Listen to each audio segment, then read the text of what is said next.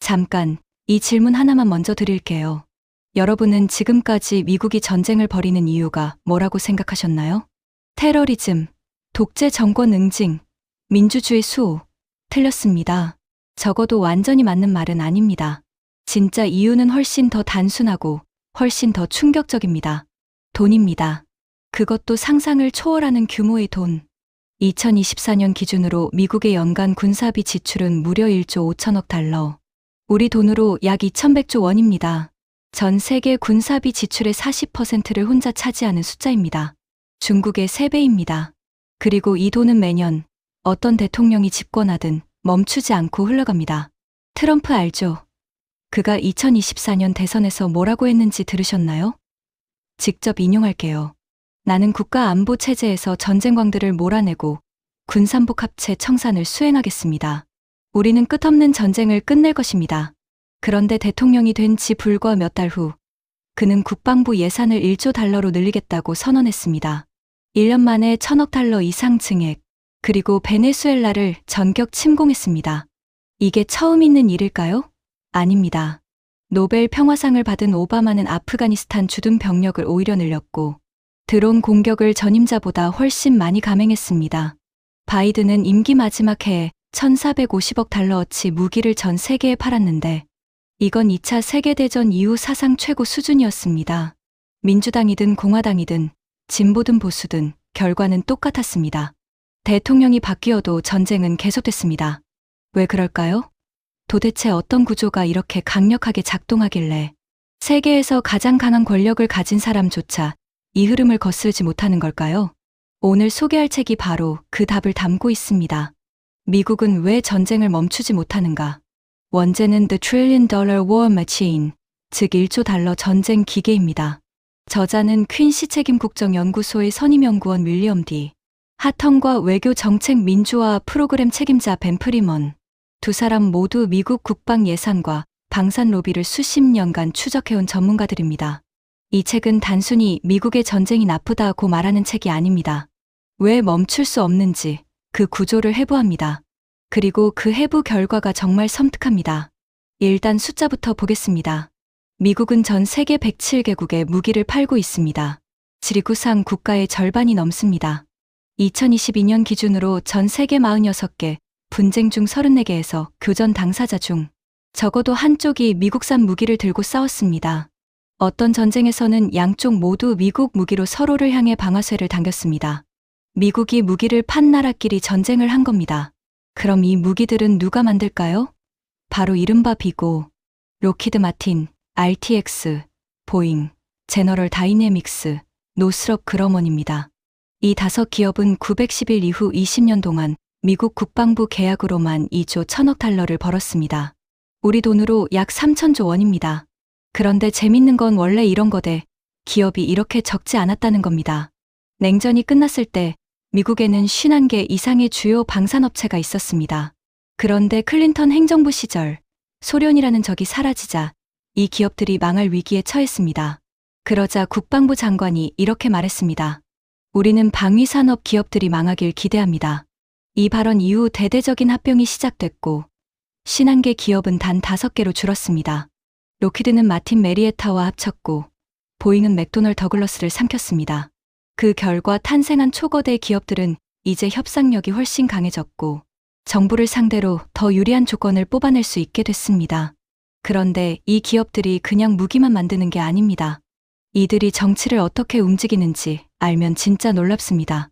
미국 의회 군사위원회 위원 중 최소 15명이 로키드, 마틴, 보잉, RTX 같은 방산업체 주식을 직접 보유하고 있습니다. 자기가 투자한 기업의 예산을 자기가 결정하는 겁니다. 이보다 노골적인 이해충돌이 어디 있을까요? 그리고 퇴직한 의원, 국방부 관리, 군 장교들은 방산업계로 이직하며 엄청난 보수를 받습니다. 이걸 책에서는 회전문이라고 부릅니다. 완전히 합법적인 부패 시스템입니다. 정부에서 국방 정책을 결정하다가 퇴직하면 그 정책의 수혜를 받는 기업으로 가는 거죠. 그러니 재직 중에 어떤 결정을 내릴지는 안 봐도 뻔합니다. 이 전쟁 기계는 정치권에만 영향을 미치는 게 아닙니다. 여러분이 알고 있는 유명한 대학들도 이 구조의 일부입니다. MIT, 존스 홉킨스 대학교, 텍사스 A&M 대학교, 카네기 멜론 대학교. 이 학교들은 국방부로부터 수십억 달러의 연구비를 받으며 AI, 군사 응용, 극초음속 미사일, 핵무기 연구를 수행하고 있습니다. 순수한 학문 연구가 아닙니다. 전쟁 기계의 기술 개발 파트너입니다. 그리고 할리우드. 여러분 영화 탑건 보셨죠? 이 영화가 개봉된 1986년 이후 미 해군 지원자가 급증했습니다. 우연이 아닙니다. 미 국방부는 시나리오를 사전 검토하고 대사를 수정하며 군의 불리한 내용을 걷어낸 뒤 항공기와 군함을 제공했습니다. 영화가 곧 군 홍보물이 된 거죠. 심지어 영화 캡틴 마블은 공군 역사상 가장 효과적인 광고로 평가받는다고 최근 말합니다. 게임도 마찬가지입니다. 펜타곤은 게임 산업과 손잡고 군 인력을 모집하고 기술을 개발하며 전쟁을 오락처럼 느끼게 만드는 문화를 조성합니다. 이제 미래 이야기를 해야 합니다. 비고 방산업체만의 세상이었다면 그나마 익숙한 구도입니다. 그런데 지금 실리콘밸리가 이 판에 뛰어들었습니다. 팔란티어, 안두릴, 스페이스X, 피터 틸, 팔머러키, 일론 머스크. 이들은 AI, 드론, 극초음속 무기로 무장하고 국방부의 새로운 파트너가 되었습니다. 전통 방산업체 대 실리콘밸리 테크 기업의 대결이 펼쳐지는 가운데 전쟁은 점점 자동화되고 비가시화되고 일상과의 경계가 무너지고 있습니다. 이 모든 걸 정리하면 저자들이 던지는 진짜 질문이 보입니다. 과연 이 전쟁 기계를 멈출 수 있는가? 그리고 만약 멈출 수 있다면 누가, 어떻게 멈출 수 있는가? 트럼프도 못 멈췄고 오바마도 못 멈췄습니다.